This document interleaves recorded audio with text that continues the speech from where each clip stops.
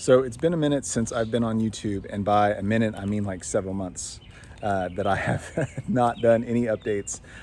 But I want to use this as a space to communicate with folks and share with you kind of what's happening in the garden, what's happening with Mindful Farmer, all those kind of things. A place to update and a place to really have more time to explain some of the things that are happening in the garden.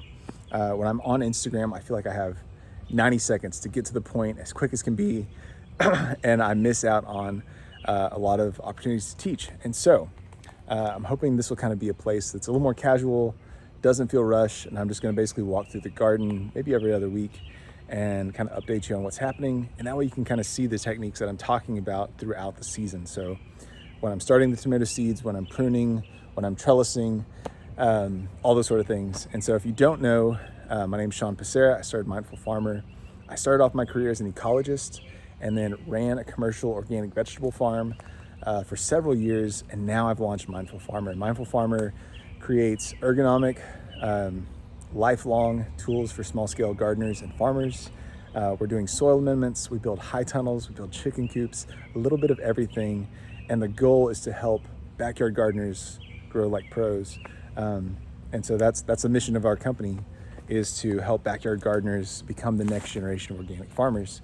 And so what I've seen in my experience as being a professional farmer is that a lot of tools don't exist out there for small scale growers. And so Mindful Farmers is on a mission to change that. So we're introducing new tools and techniques, and really also just kind of showing everyday gardeners some of those professional techniques and scaling them to a size that's more appropriate to backyard gardeners. So all that being said, here's our garden. The farm that I managed was 3 acres. We did it all manually. We did close to $200,000 in wholesale organic vegetables. And we were in the process of scaling that before I left. And then, our ultimate vision is to get back to a farm. We want to have a farm and do wholesale organic vegetables here in Arkansas. But until then, we are building up Mindful Farmer, and we have our home garden. So this is a educational space, a teaching space, and then also it feeds our family. And we do sell some cut flowers too from this space. But a quick kind of overview of the property. We're in town. We are in the middle of a small town, about 60,000 people here in Central Arkansas. We're on 1/3 of an acre, and this is basically the full backyard. I didn't clean it up beforehand. You're seeing what you see. So I have a tunnel here behind me that's going to another customer who purchased that. So that's going to be leaving here in the next couple days. We have our beehives. There's 15 beehives over here. Some of those I just split. So my background before we moved up to Arkansas, I had a beekeeping company that I ran on the side and did environmental science work and consulting as my full-time gig. This is our garden over here. This is 1,200 square feet, and it's broken into 3 little patches.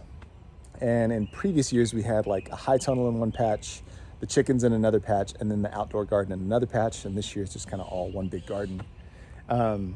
We have kind of a shed over here in the corner that we've talked about making into an office, but that's just not in the cards right now. And then this is our one little arch trellis. And so we got some sugar snap peas on this side, and then we're going to plant some pole beans on this side. These are some daffodils that are wrapping up from our spring flowers. And we've got a big old pear tree. We planted this thing 6 years ago, and it's pretty big. We get a lot of pears off of it. And then one of the other things we try and do too, you might have briefly seen, is the bird boxes. So I'm big on wildlife.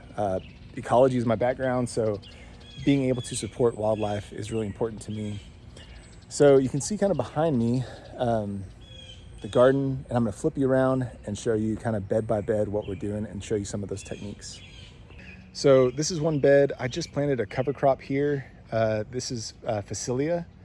I think I'm pronouncing that right. It's a native, but in Europe they actually use it a lot as a cover crop, and you can also use the cut flowers, use it in cut flower arrangements. These are the poppies that are pretty much wrapping up. There's some green gold here that I'd done from seed from the previous year, but the poppies have just been an all-star in this bed. We start them in late summer, plant them in the fall, they overwinter, and they start flowering right as the tulips are wrapping up and go all the way until about now. And so I'm gonna pull these up, and these will get our cucumbers. We'll go there next. The next thing is our tomatoes, and I've gotten so many questions about this. This is my trellising system. I'm gonna make an easier version of this so that people can do this at home a little bit easier. But I build greenhouses, so I have a lot of these hardware pieces on hand. So this is really easy for me to put up. But what I did is I took one 10-foot stick and I cut 2 feet off of it, drove the first stick into the ground, and then I just slide that second piece right into it. And so then I can actually pull that up. It's not connected, it's not screwed together, and I can move it to other parts of the garden in future years. And then I just use jute twine. I'll probably do an Instagram reel on how I throw that twine and get it up there super easily without having to bend over or get on a ladder or anything. I'll show you all that technique soon. But these heirlooms they're not heirlooms, they're actually hybrids, will produce a ton of tomatoes. My goal is 400 pounds from this little bed this season. And they're already starting to develop some tomatoes. Get some tomatoes growing in there. And these were planted less than 4 weeks ago, so they've grown quite a bit and are looking really good. You can see some flowers here. This is sweet alyssum. That's an example of interplanting, companion planting, where I'm doing one crop to help another. So this is basically an attractor of predator insects, specifically hoverflies, and those hoverflies will be able to feed on that nectar, and then they lay their eggs, and the larvae of hoverflies eat aphids by like, I don't know, magnitudes. They just devour them. So that's a great plant for attracting predator insects to help defend these tomatoes. And then in between the tomatoes are lettuce. And so by the time the tomatoes start getting too big to start shading out the lettuce is ready to harvest. And so that's an example of intercropping or double cropping, where I'm getting multiple crops out of the same space. So just trying to maximize our garden space the best we can. And that really helps us, get the most out of it and not have to maintain so much. So we can have a huge amount of yield from this space and not have to put forth a lot of effort, because we're basically doing it really intensively. These are our peppers and our eggplants, and we're gonna do kind of a modified Florida weave technique on these. And so I'll show you all that whenever I'm ready. They're just now starting to jump out now that we've had some warmer days, but they were so small for such a long time. And then once we started getting those 90 degrees days, they started to pop up. You'll also see a lot throughout my garden, these electrical conduit. I've had these for 6 years since we moved here. These we use for our horizontal netting. We're gonna use them for the Florida weave, for the peppers and eggplants, as well as a later round of tomatoes later in the summer. But I like these because they last forever. They're galvanized and they're super easy to be able to pull up and put back into the ground. So unlike T-posts, they're super heavy. They're hard to get in and out of the ground. These are super easy. And I just stack them up in that corner back there throughout the winter. And so kind of wrapping up our spring crops, we have our onions, some amazing huge romaine lettuce that's going to be really good for Caesar salad, some bunching onions, some broccoli that are all looking just ginormous. The kale's looking fantastic as well, as is the Swiss chard. Some celery over here, and elephant garlic, which I've never planted before. And so I'm excited to see how that goes. And then our Tierra squash. This is a really cool variety called Tierra. That's a compact variety, so it doesn't get real big. You can really pack a lot into a smaller space. And what I found, like with the market garden that I managed, is that most customers wanted something about this size anyways. They didn't want a big old, 8-pound cabbage, and they big cabbages wound up being harder to sell. So yeah, I feel like the compact cabbages are definitely a much better deal.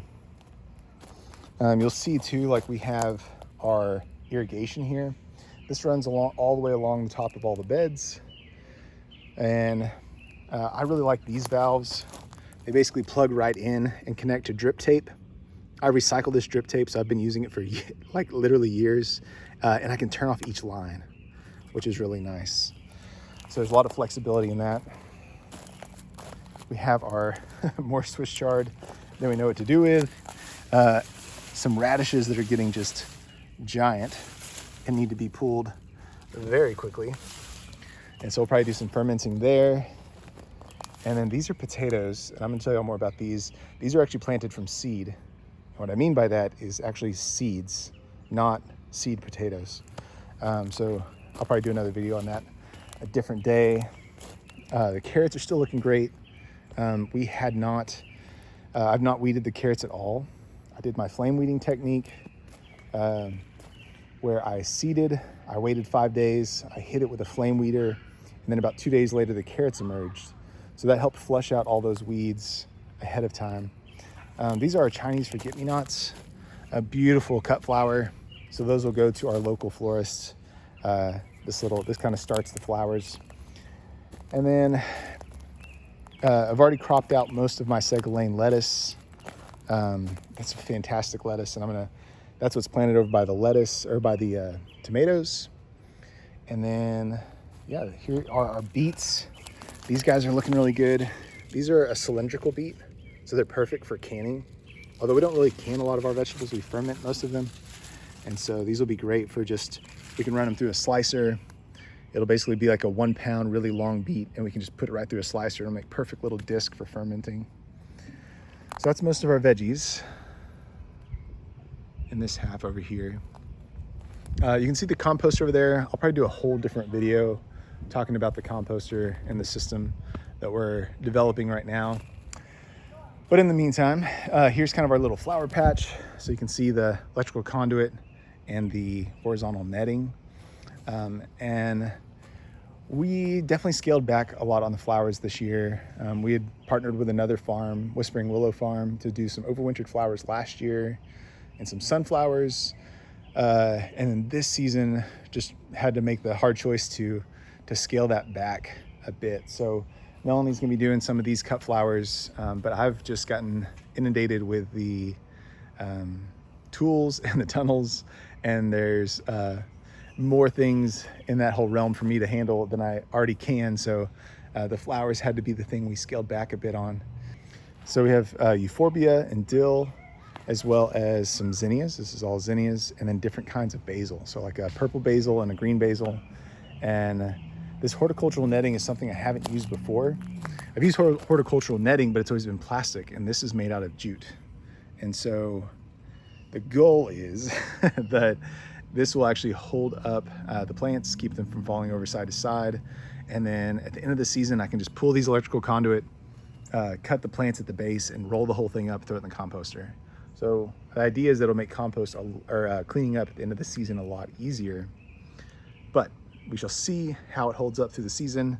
And I can already tell like it's stretching out. Like as it's been warming up in the sun, the jute's already stretching. So we shall see. All right, so I hope that was helpful, kind of going by bed to give you the overview of what the garden looks like and kind of how we're planning on managing it this season. And then in subsequent videos, I'll be able to hit more like project by project, like how I did the trellis, how I clipped my tomatoes, how I manage the weeds in the carrots. But you can also always go to our Instagram and be able to see a lot of the techniques there condensed into that 60-second, 90-second video. But yeah, so I hope this was a helpful kind of first tour of the garden, give you that overview, and then tune in next week, subsequent weeks, to see just how things are growing, and also be able to share with you kind of my lessons learned, because I am trying some new things this season, some new crops I haven't grown before, and trying some new techniques. So thanks for watching. And any questions you have, just comment below and I'll try and get to them, or they'll get bumped and answered into next week's video.